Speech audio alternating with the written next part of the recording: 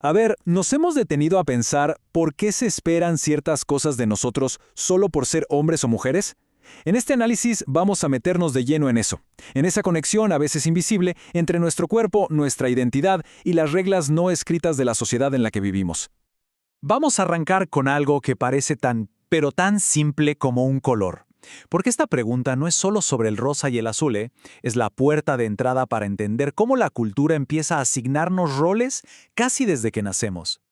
Ok, esta es nuestra hoja de ruta. Primero, vamos a aclarar dos conceptos que siempre se confunden. Luego, veremos cómo se construye socialmente el género. Después, analizaremos esas reglas invisibles que nos impone. También vamos a explorar qué hay más allá de lo masculino y lo femenino. Y cerraremos viendo por qué entender todo esto es clave para una mejor convivencia. Sección 1. Sexo o género. Aquí está la distinción fundamental. Y de verdad, entender esta diferencia es el primer paso para descifrar todo lo demás. A ver, para que quede súper claro. Pensemos que el sexo es como el hardware con el que venimos de fábrica. Cromosomas, hormonas, anatomía.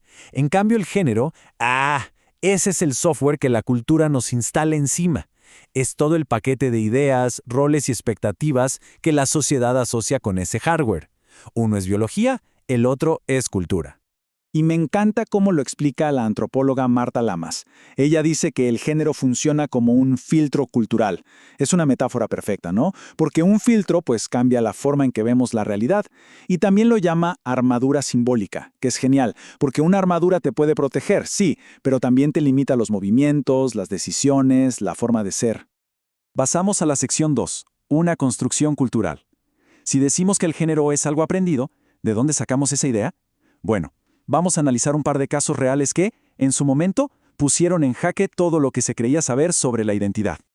A mediados del siglo XX, las ideas del Dr. John Money fueron, una verdadera bomba. Su teoría, como vemos aquí, proponía algo radical para la época, que nuestra identidad como hombre o mujer no viene programada de nacimiento, sino que se aprende, que se forma con la crianza. Y esta idea se puso a prueba de la forma más dramática que se puedan imaginar. El caso de David Reimer es, quizás, el ejemplo más conocido y también el más trágico. Como vemos en la línea de tiempo, después de un accidente terrible, a David, que nació como Bruce, se le crió como una niña llamada Brenda. Se siguió el manual al pie de la letra. Ropa de niña, juguetes de niña, todo. Pero a pesar de eso, Brenda era profundamente infeliz. Sentía que algo no encajaba. El punto de quiebre fue a los 14, cuando le contaron la verdad y decidió transicionar de nuevo a una identidad masculina. Su historia se convirtió en una prueba contundente de que la identidad de género es algo mucho más profundo y complejo que la simple crianza. Entonces, ¿qué nos enseña este caso? Que nuestra identidad no es una simple ecuación. Es más bien como una danza constante entre tres elementos. Nuestro cuerpo, o sea, la biología, nuestra mente, nuestra psique y el mundo que nos rodea, la cultura. Ninguno de estos tres elementos, por sí solo, cuenta la historia completa.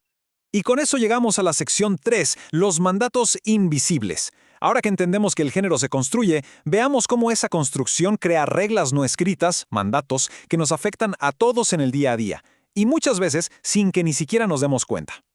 Pensemos, por ejemplo, en el llamado mandato de la feminidad. Culturalmente, ¿qué se espera? Que el foco esté en cuidar a los demás, en ser emocional, en poner las necesidades de otros por encima de las propias. Y claro, esta presión puede terminar limitando aspiraciones personales y profesionales. Y por otro lado, el mandato de la masculinidad tradicional exige fuerza, ser el proveedor y, sobre todo, no mostrar vulnerabilidad. Esta presión por ser el duro tiene un costo emocional altísimo, impidiendo muchas veces que los hombres expresen lo que sienten o simplemente pidan ayuda. Y para que veamos cómo estos filtros nos pueden jugar una mala pasada en la vida real, les cuento una historia increíble. Se le conoce como el fiasco del tractor. Una organización internacional quiso ayudar a comunidades en África llevándoles tractores. Dieron por sentado que los hombres eran los que trabajaban la tierra, así que los capacitaron a ellos. ¿Saben qué pasó? Los hombres usaron los tractores para hacer carreras, porque en esa cultura las que se dedicaban a la agricultura eran las mujeres. Una lección carísima sobre cómo nuestro propio filtro de género nos puede cegar por completo. Ok, cuarta sección, más allá del binario, porque seamos sinceros, la vida real es mucho más compleja que solo dos casillas, masculino y femenino. La identidad tiene muchísimas más capas y es fundamental entender cómo interactúan entre ellas. Y para entender esa complejidad, hay un concepto que es clave: la interseccionalidad.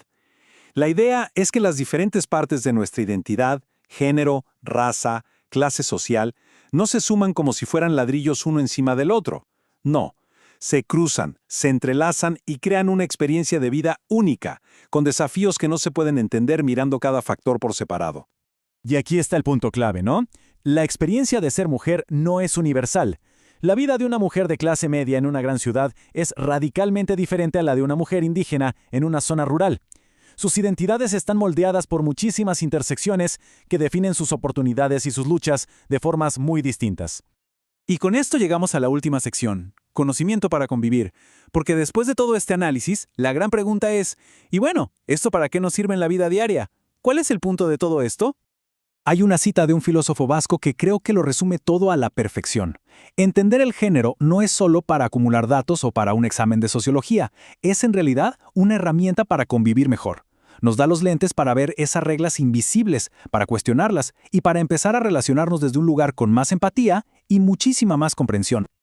Y aquí está, quizás, la idea más poderosa de todas. Si el género es una invención cultural, si es una caja que como sociedad hemos construido, eso significa que también tenemos el poder de rediseñarla. Podemos empezar a derribar las paredes que nos limitan y construir un espacio donde quepamos todos y todas con más libertad. Y esto nos deja con una reflexión final, una invitación. Porque una vez que uno empieza a ver este filtro cultural en acción, ya es imposible dejar de verlo. Así que la pregunta es, ¿qué reglas de género observamos todos los días en nuestro entorno? Y más importante todavía, ¿cómo podríamos entre todos empezar a cambiarlas? Gracias por acompañarnos en este recorrido.